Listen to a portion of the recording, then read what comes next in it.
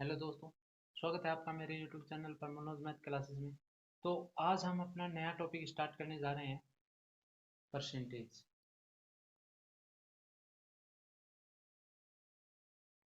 Percentage मतलब प्रतिशत। ठीक है। तो इस परसेंटेज को आप एक समझने की कोशिश करो। आपको पहले मैं एक चीज़ बताऊँ, मैंने हमारा पिछला टॉपिक पढ़ा था रेशियो।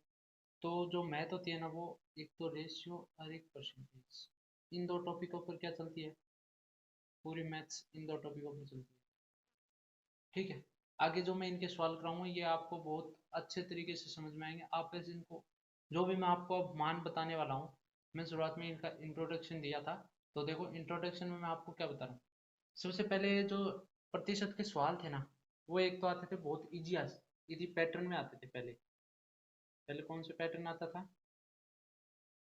पहले इजी पैटर्न आता था, जैसे 10%, 20%, 30%। लेकिन इस बार क्या आता है, हार्ड पैटर्न आता है।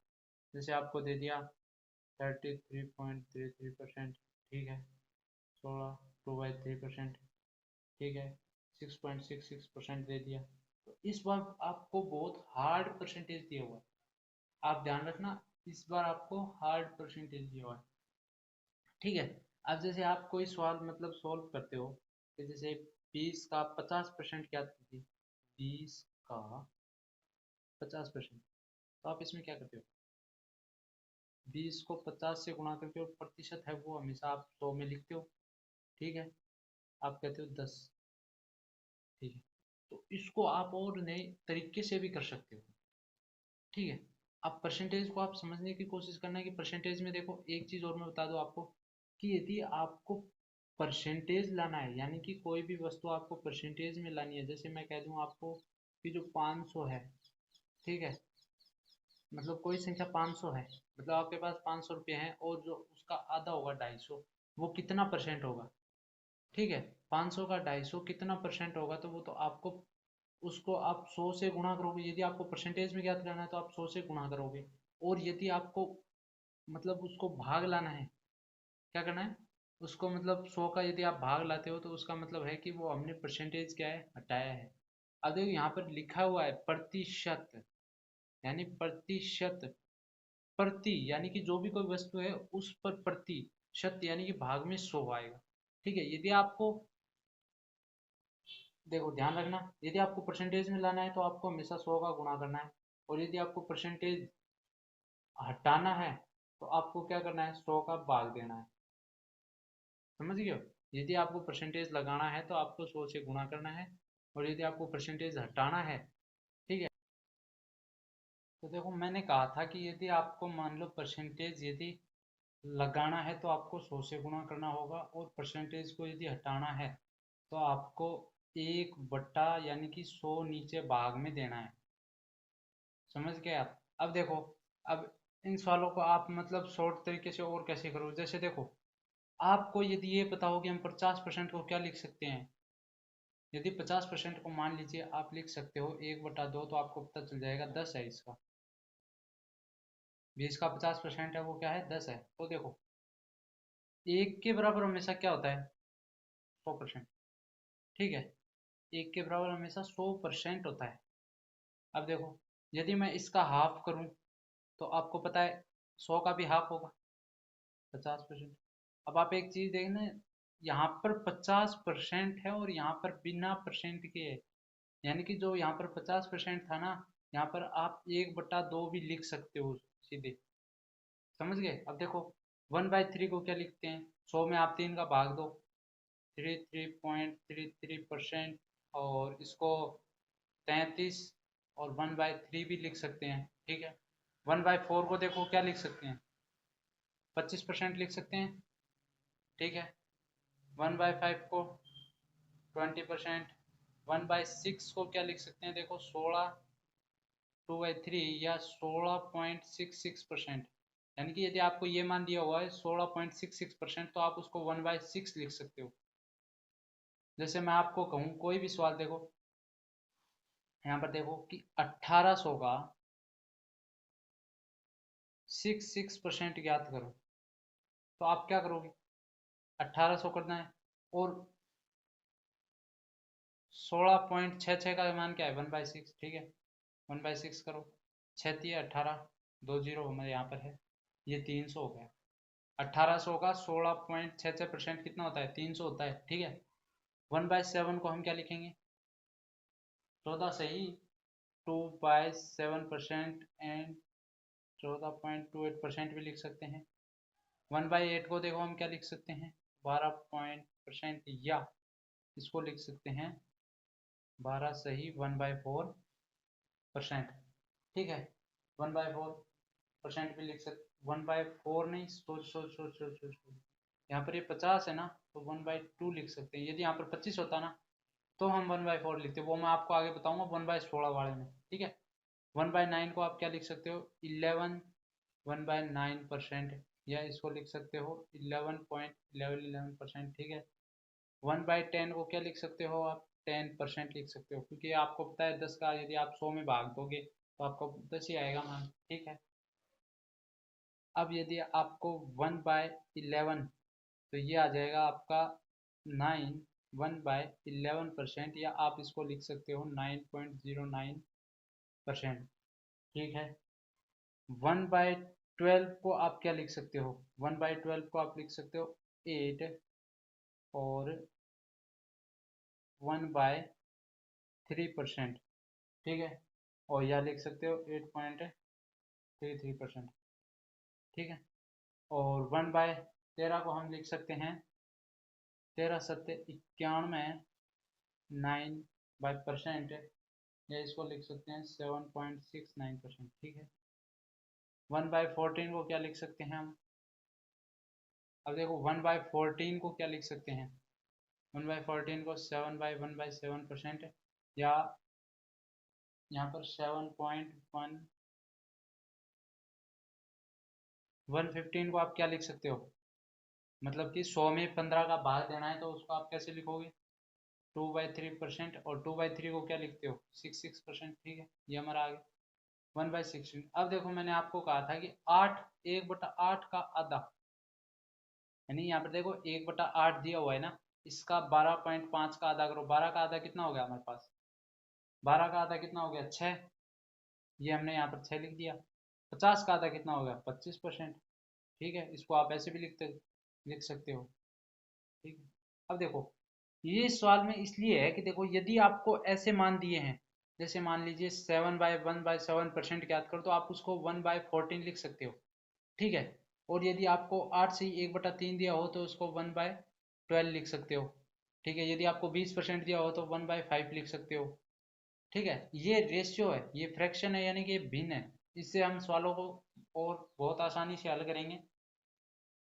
तो आप समझ गए होंगे। अब जैसे मैं आपको एक दो सवाल देता हूँ, इसमें आप एक दो सवालों को करना, आपको पता चल जाएगा कि ये सवाल कैसे किए जाते हैं।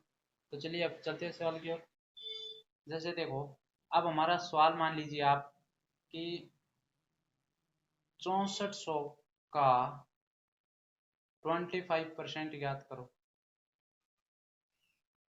ठीक है। तो मैंने आपको कहा 25 को आप क्या लिख सकते हो, यानी कि आप 100 में 25 का भाग दो,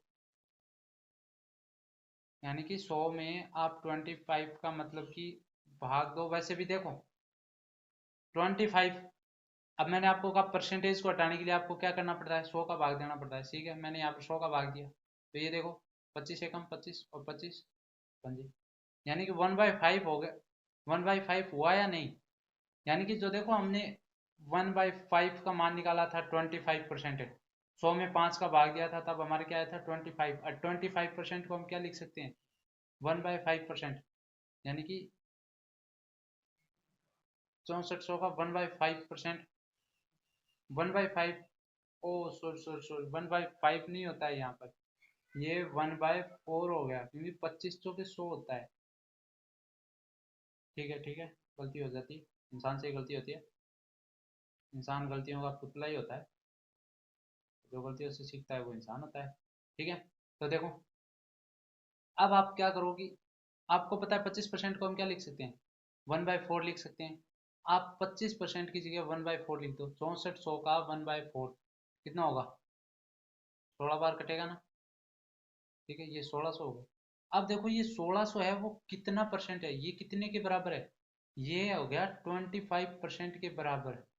क्योंकि ये देखो ये खुद वैल्यू तो 100% ये खुद वैल्यू है, 100% ये खुद है। 25% ये हो गया, यदि देखो आप इसको 100 करो तो एक 25% और करोगे, एक 25% और 25% और, अब आपका ये देखो ये टोटल 100% हो गया। ठीक है, ठीक है। अब देखो यहाँ पर भी देखो 1600 को आप 4 बार जोड़ो। क्यों जोड़ेंगे, क्योंकि देखो 1600 है वो 25% के बराबर है। तो अब देखो आप जोड़ कर देखो इनको, ये क्या आ रहा है आपका 6400, यानी कि 6400 है वो पूरी वैल्यू, 100% वैल्यू आपकी क्या है 6400 है। तो उसका 6400 का हमें 25% यानी कि 25% हिस्सा हमें निकालना था। ठीक है, 25% हमें हिस्सा निकाल दिया। तो ये है 6400 का 25% ज्ञात करना।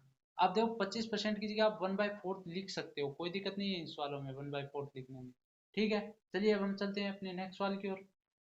अब देखो इस बार हमारा सवाल दूसरा है। इस बार हमें किसी का हिस्सा नहीं निकाला, इस बार हमें 100% वैल्यू निकालनी है।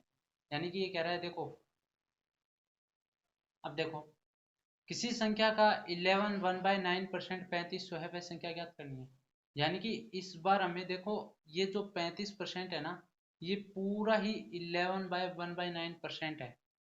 ठीक है, तो हमें पूरी टोटल 100% वैल्यू ज्ञात करनी है। क्या ज्ञात करनी है, पूरी टोटल 100% वैल्यू। और यदि आप ये देखो इस सवाल को एक बार आप इनको समझना, आप इनका एक बार बेसिक समझना, आप इन सवालों को निकालना, तब आपको ये एकदम छोटे लगने लगेंगे। शुरुआत में तो आपको देखो कैसे करने, जैसे एक्स का, यानी कि कोई भी संख्या मान लीजिए आप, वो क्या है एक्स मान लीजिए। ठीक है, एक्स का कितना 11/1/9% कितना है हमारे पास 3500। तो हमें तो एक्स का मान निकालना है। अब मैंने आपको कहा था कि 11/1/9 को आप क्या लिख सकते हो, 11/1/9% को आप 1/9 लिख सकते हो, क्योंकि देखो 11 1/9% आता है। इसको आप ये लिख सकते हो, ये मैंने आपको बताया था शुरुआत में कि आप इनके मान याद कर लीजिए कि हम इनको क्या लिख सकते हैं। जैसे 33.33% 16/2/3%, आपको 16.66%, 14.28%, आपको ये सब मान याद रखने पड़ेंगे। ठीक है, कि ये किसके मान है। तो ठीक है, हम इसको लिख लेते हैं 1/9। ठीक है, ये हमारा आ गया 3500। अब देखो 9 यहाँ पर नीचे भाग में है तो हम ऊपर जाएंगे गुणा में करेंगे। ठीक है, 3500 इंटू 9, और अब आप इनका गुणा कर लीजिए। 9×5 = 45, 4 9 27, 4 31। ठीक है, हमारी वो टोटल वैल्यू ये थी, और उसका एक हिस्सा यानी कि लगभग 11/1/9% वाला जो हिस्सा है वो 3500 के बराबर है। ठीक है, क्या है 3500 के बराबर है। यदि आप 3500 को 9 बार जोड़ोगे ना, 3500 को 9 बार और इसको 9 बार, तब आपकी पूरी जो वैल्यू होगी वो 100% वैल्यू प्राप्त होगी। और जो ये वैल्यू है ये पूरी 100% वैल्यू है। ठीक है, ये क्या है पूरी 100% वैल्यू है। अब देखो मैंने आपको कहा था यहाँ पर देखो ये परसेंट हट गया। यदि ये परसेंट नहीं हटता तो हम क्या करते 100 का नीचे भाग देते, गुणा करते, लेकिन इतना हम झंझट क्यों पड़े जब हमें पता है कि ये इस तरह सॉल्व होता है। क्योंकि देखो ये 1/9 कैसे आया, देखो मैं बताऊँ। 11 9 99 होता है, 99 और एक कितना होता है 100/9%। अब देखो परसेंट साथ में है, परसेंट को हटाना है तो आपको क्या करना पड़ेगा, भाग देना पड़ेगा। ठीक है, 100/9 इंटू 100 का भाग दिया आपने, 100 से 100 कैंसिल हुआ, आपका मान क्या आया 1/9%, 1/9 आया।